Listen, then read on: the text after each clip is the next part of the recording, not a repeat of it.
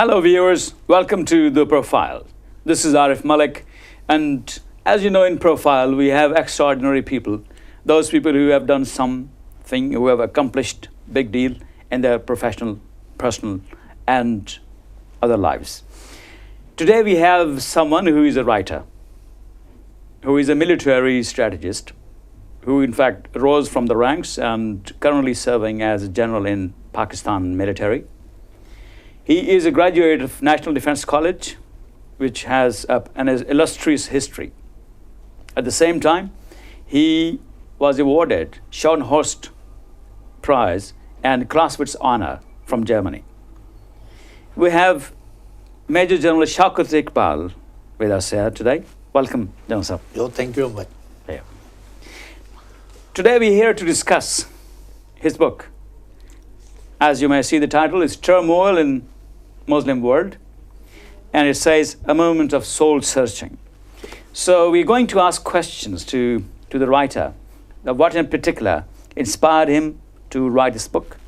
Right. When it comes to writing a book, so that's where you have been a professional soldier. You served for the last, I would say, at least 3 decades plus. And then you recently wrote this particular book. The title is very intriguing for several reasons. Because as we all know, in the last 15 years, and even prior to those 15 years, in 1990s, we, in the academic world, we were woken up by Samuel Huntington, the clash of civilization theory. And then afterwards, after 2 years of his particular theory, we got another one, Francis Fukuyama's The End of History one. And when this whole thing was in process, we reached the end of the century, and then we have 9/11. And since 9/11, the last 15 years, as an American think tank, RAND Corporation, says that the 72% of the bad news was generated from the Muslim world, globally. Now, in this context, your book makes a good deal of sense. However, you must have your personal inspiration, what in fact triggered why you should be writing this particular book, please. Thank you very much for inviting me here. First of all, I remained in Germany for a very long time, and at a very difficult moment from 2003 to 2007. And before that, I was graduate. I was doing my war course in National Defense College. So with the current perspective known of National Defense College, when I came to Europe, I looked at the world from very different angle. And I reached to a conclusion that as we conclude from that part of the world, probably West looks at it much differently. Interesting. And therefore, I gathered a lot many ideas after meeting with so many planners and executors of the Western world from lower level to top level. And when I went back, I tried to write this all in form of a book. Initially, I wrote a couple of articles, and then I wrote one book. Name of that book is New Great Game and Security Challenges for Pakistan. Right, because I can understand you're talking about 2003 to 2007. Yes. And this was a time when, before this time, U.S. invaded Afghanistan. And for the next 10 years, then certainly being a top military officer, you must be feeling the heat because you'll be connecting with those affairs which would be particularly relevant with those, the war and aftermath. Oh, that is correct. Right. In fact, when I looked at the history, the first great game, which was played between British India and then Russia, and then that first Afghan war and second Afghan wars were fought, and ultimately we saw establishment of Durand Line and FATA, and then implications of Durand Line and FATA. Then came second great game, where Soviet Union invaded Afghanistan, and we fought against them along with rest of the world. And now this third is happening, which I took it as a new great game. And in this book, I touched all the bigger parts unipolar worlds, USA, then emerging powers like China, and resurging power like Russia, Right. and other powers like India, like Iran, and I touched everything. And in that book, I in fact also looked at the Muslim world. And there I gave a title with the name Dwindling Identity of Muslim World. Right, very Where I interesting. found that Muslim world has no say, despite the fact that there are 58 countries with over a billion population, but they're just struggling. Every country is struggling. As you said that 72% bad news is coming from Muslim world. That is, in fact, true. That's unfortunately. Then That's true. unfortunate, but that is true. And after completing that book, I thought that I must write something particularly on the Muslim world, why their identity is dwindling. Right, very interesting. With this backdrop, we've got a very interesting scenario. When you mentioned the great game, so here we are on a chessboard. So we have the players. And when you look at the bigger players, those who are current, say, those who have been running the show for the last 15, 20 years, so that's where you mentioned the United States of America and the Western allies, certainly. And then you're looking at the emerging powers. You have China as the fastest emerging power from that angle. And certainly Russia reclaiming its glory, or in the process of reclaiming its glory. Now, from this perspective, and Muslim world certainly losing their power, their status, their say in the affairs. When you look at it, I've been going through the book and I found it a fascinating read. You tried to connect the dots by using chronological order and you set a historical setting. So why you chose this particular method? Because this is something which I found very helpful, because when you look at the current status of the Muslim world, and when we look back 1400 years back, so when we understand the chronology of the order of the happenings, it really fascinates, because then you can connect the dots.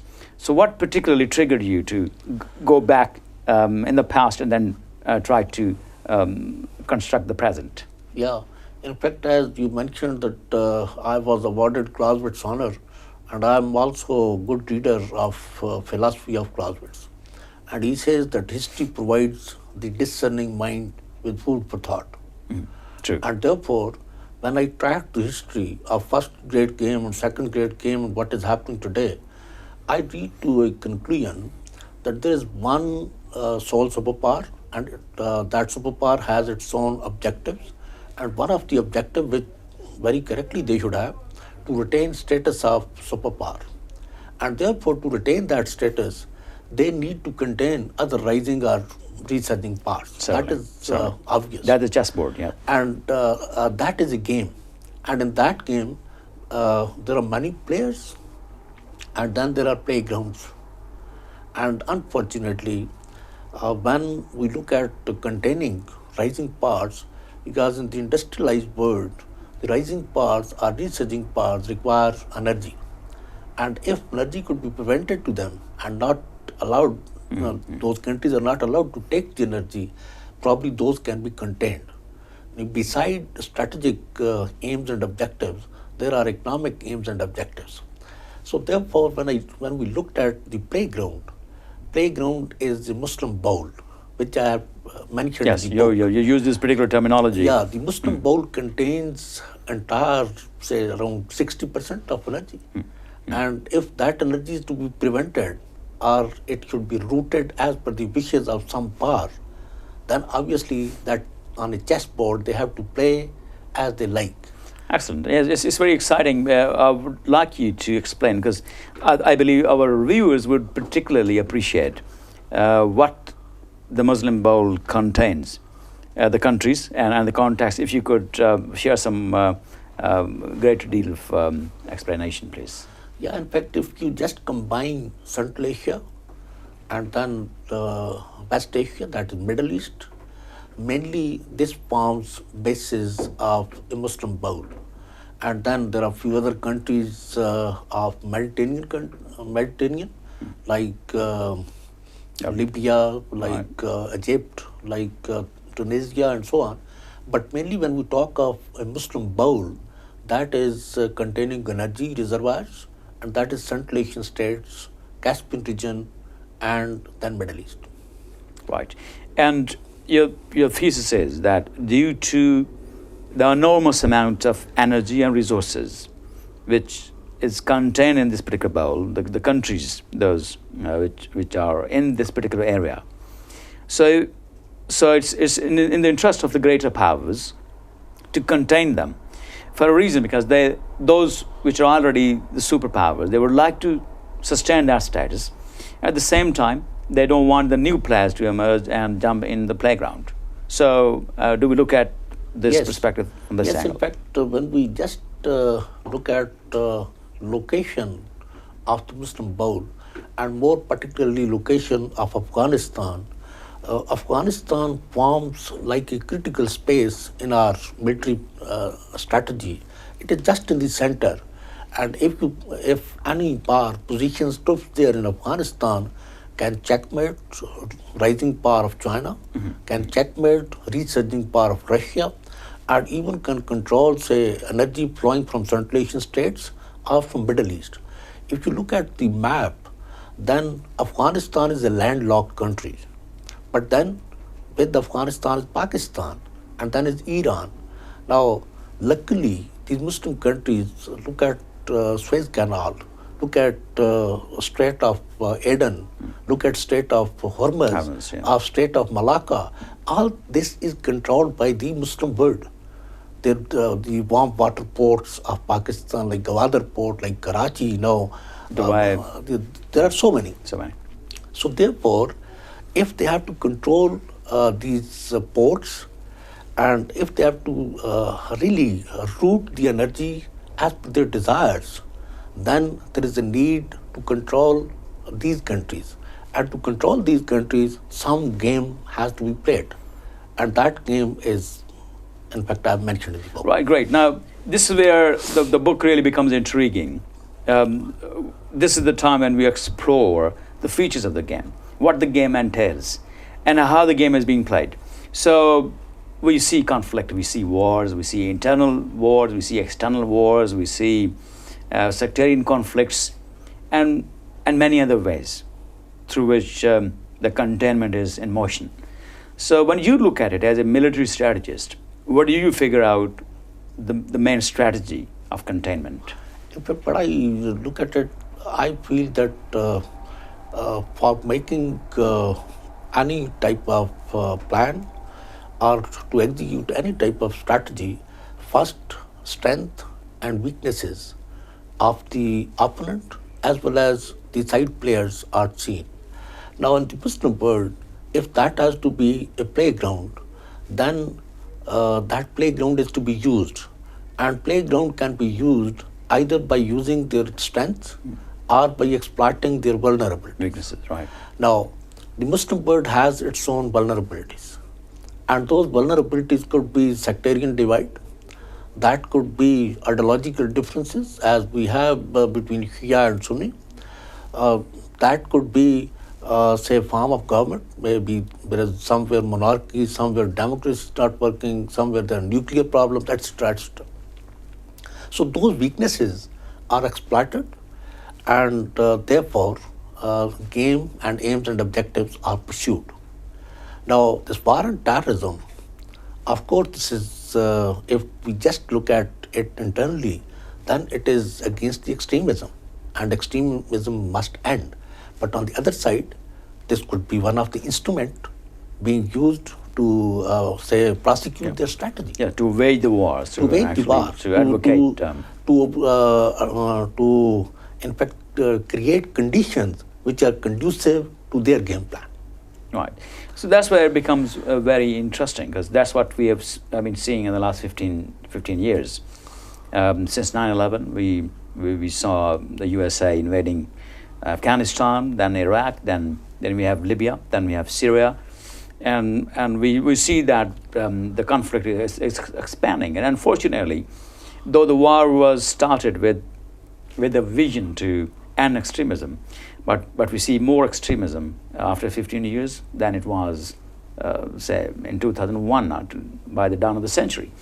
So with this particular present situation in the backdrop, and then looking back at the past, because you have mentioned the glorious history, once when the Muslim world ruled the then known civilization, they contributed heavily to academics, to science, to innovation, and that's why they were the supreme power that particular time for centuries. And then now we look at the Muslim world. So how do you draw the comparison between now and then? Okay. First of all, you mentioned article written by Mr. Huntington, where he mentioned about clash of civilization. I personally do not see clash of civilization. It is political game plan, and it is a strategy prosecuted to achieve their aims and objectives.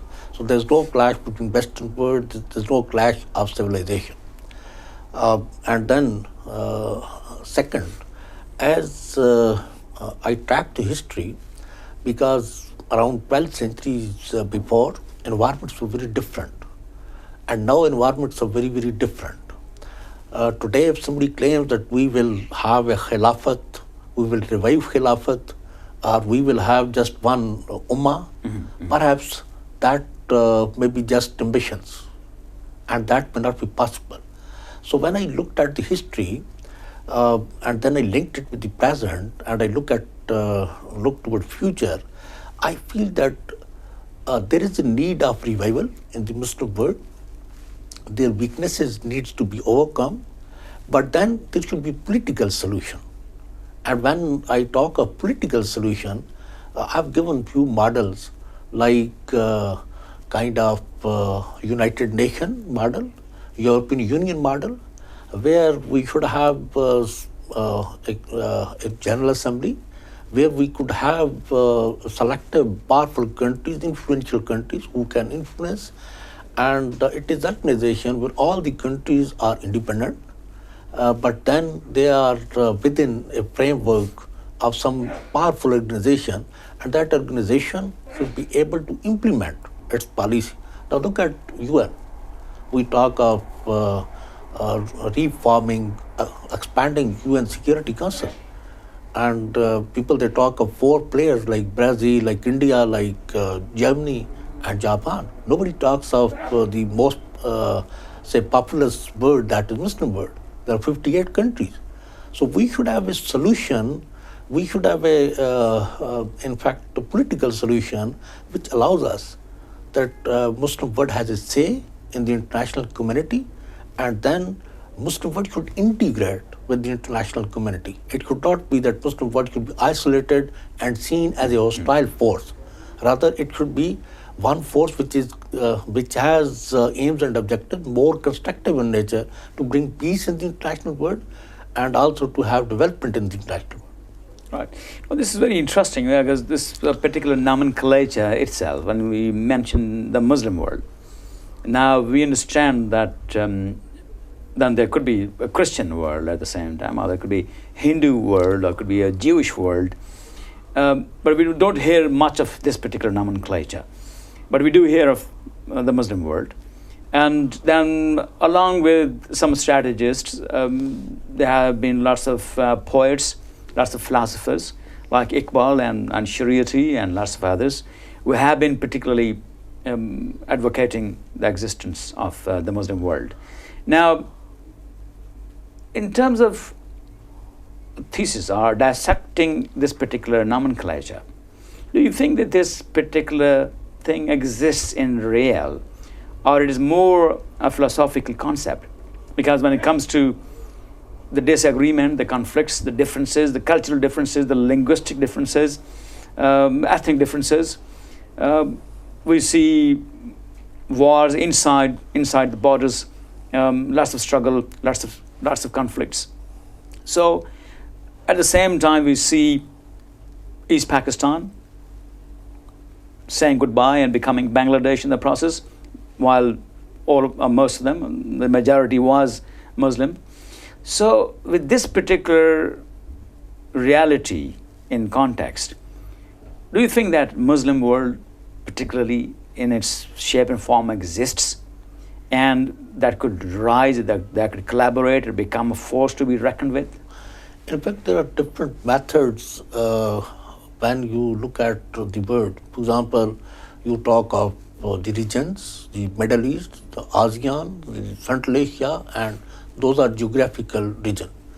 Then there is ideological division, like Pakistan was created on the basis of two nation theories, the Hindus and Muslims, and those are ideological bases. And when we look at Muslim world and we link it with the history, Islam as the ideology at present is under threat. I have mentioned in the book. And when Islam as ideology is under threat, there's nothing wrong with Islam. There's nothing wrong with the rest of the world. Only thing is that in our conduct, we have gone wrong somewhere as the Muslims, and we have not been able to project actual face of Islam. And there are so many negative perceptions about Islam. Some say that every wrong thing is coming from Islam. Some say that this extremism and terrorism is from Islam. There's no doubt Islam and the Muslim world, it ruled the world, and then it remained very powerful.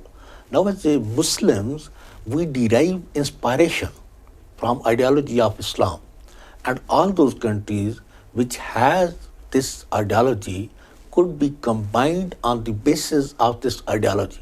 However, when combining on the basis of ideology, that does not mean that there should be clash of ideologies. I say that as Hinduism is moving on, Christianity is moving on, but then they draw inspiration from different angles. And we should also draw inspiration from our ideology.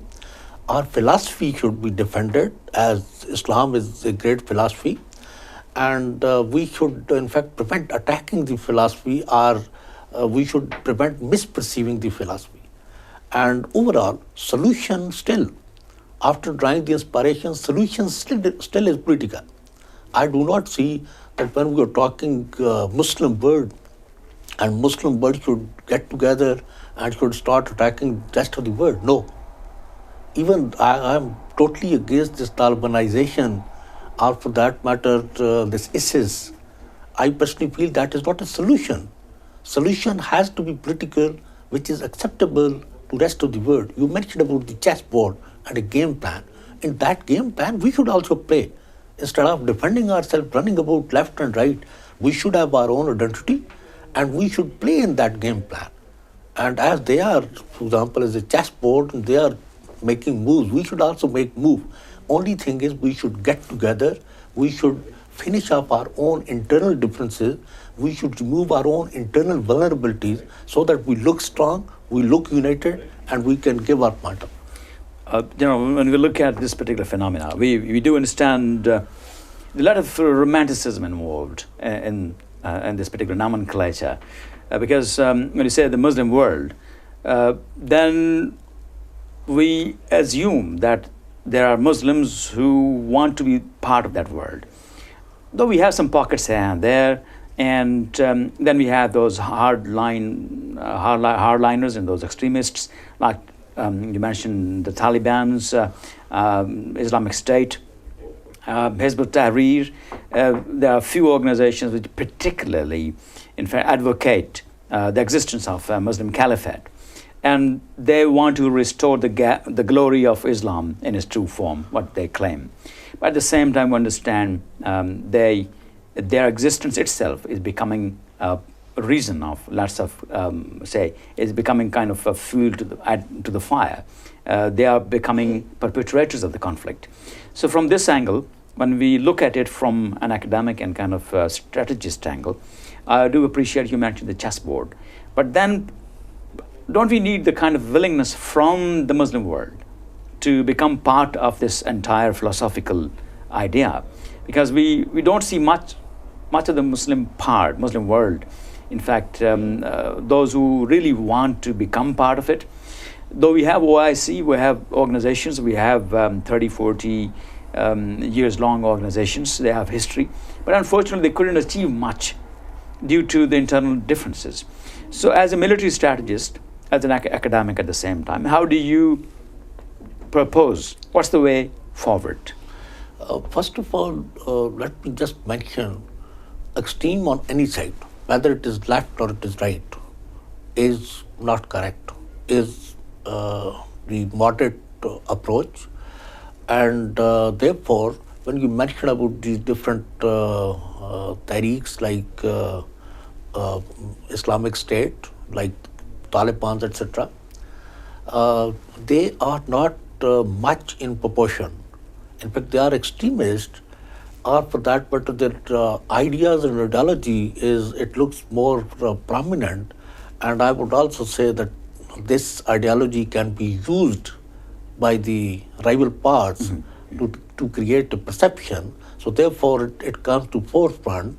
But otherwise, most of the Muslim world is moderate, and we have vulnerabilities. Like in different countries, if you look at the regimes, the governments are looking differently, their populace is looking differently, and we need to look first inward and correct ourselves. And when I have given this solution, in this solution is, in fact, Muslim world is resolving their problem from within. Where I said that if there is a crisis in Iraq, that crisis should be resolved by Muslim world first, as it is in EU, as it is in NATO. And then it should come to the rest of the forces. So that in that chessboard, we look strong and we do not have our internal problem. If there is a problem between Iran and Saudi Arabia, as they have ideological difference, that problem should be resolved by the Muslim world itself. Because countries like Pakistan, countries like Turkey, like Malaysia, where they represent all the ideologies. So therefore, they should come forward and they should play the role instead of looking towards a Western world or the Eastern world. So this is how I recommend a solution that is not extremism. Extremism is, under all the circumstances, is not a solution. Or one individual getting up and then going and enforcing its own order is not a solution. Solution is political, and that political solution has to be seen by the Muslim world itself. And first they should identify the weaknesses, and then how they can, because this is one, say, indication, or this is one idea, and there could be so many other studies to implement this. Excellent. Many thanks, General. Viewers, once again, the turmoil in the Muslim world by General Shaukat General Shaukat Iqbal, Halali Imtiaz Military. We had a word with Arthur today, and we are going to have the book launch in London, where there's a lot of enthusiasm among academics and other circles who wish to discuss and debate the book and its underlying message and what it might entail, because it's becoming a vehicle to further the discussion on the clash, the conflict of civilization, and at the same time the future of the modern world in the 21st century. So I hope you found this particular interaction very exciting, and I highly recommend this particular book. It's worth reading, and we look forward to seeing you soon. And thanks. Thank you. Thank you. Thank you.